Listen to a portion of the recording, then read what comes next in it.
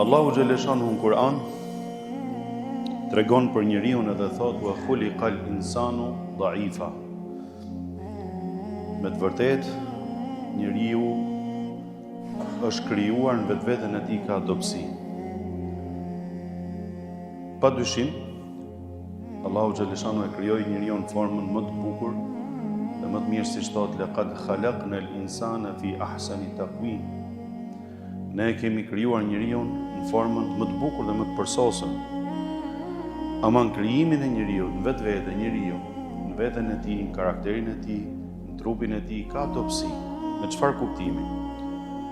Me kuptimin që ai sëmurët ka nevojë për shërim.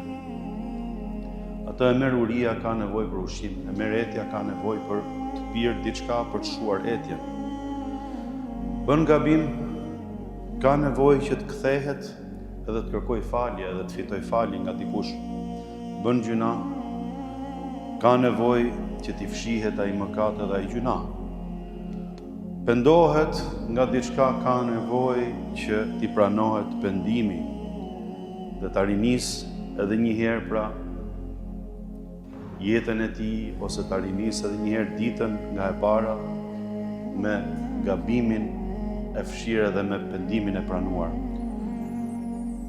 Ka nevojë për pushim kur lodhet, gjithashtu e merr gjumi edhe e merr kotja.